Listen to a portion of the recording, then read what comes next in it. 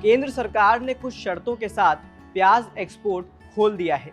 शर्त ये है कि कोई भी एक्सपोर्टर 550 यूएस डॉलर प्रति मैट्रिक टन से कम दाम पर एक्सपोर्ट नहीं करेगा।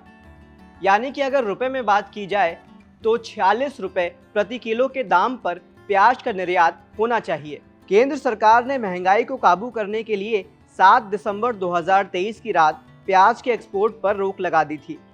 तब से किसान और प्याज के निर्यातक इस फैसले से नाराज चल रहे थे। किसानों का कहना था कि इससे उन्हें काफ़ी नुकसान उठाना पड़ा है।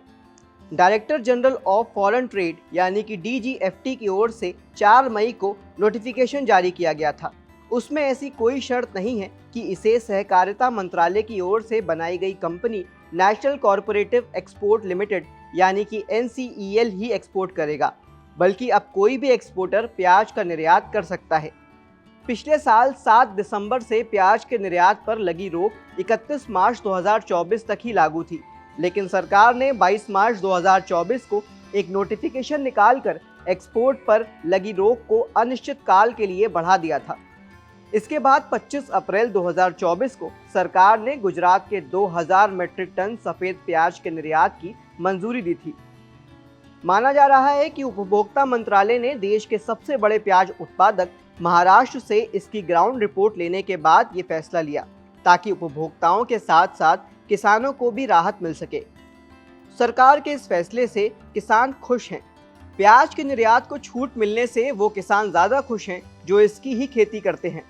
उनका कहना है कि प्याज के निर्यात से बैन हटने के बाद उन्हें प्याज की फसल को वैश्विक बाजारों तक पहुंचाकर अच्छा मुनाफा मिल सकेगा। उम्मीद है कि वो रबी सीजन के प्याज का अच्छा दाम कमा पाएंगे। जानकारी के मुताबिक महाराष्ट्र, गुजरात जैसे राज्यों में किसानों के पास प्याज का बड़ा स्टॉक जमा हो गया था। घरेलू बाजार में ही प्याज की कीमतें नियंत्रित हो गईं। किसानों और बाजार की स्थिति को देखने और विचार विमर्श के बाद प्याज के निर्यात पर लगे बैन को हटाने पर सरकार ने फैसला लिया। प्याज के साथ साथ कुछ अन्य एग्री कमोडिटीज के मामले में भी सरकार ने व्यापार को लेकर नीतियों में कुछ बदलाव किया है। देसी चना को 31 दिसंबर 2025 तक के लिए आयात शुल्क से छूट दी गई है। इसी तरह पीली मटर पर इंपोर्ट ड्यूटी की छूट को 31 अक्टूबर 2024 तक के लिए बढ़ाने का फैसला लिया गया है।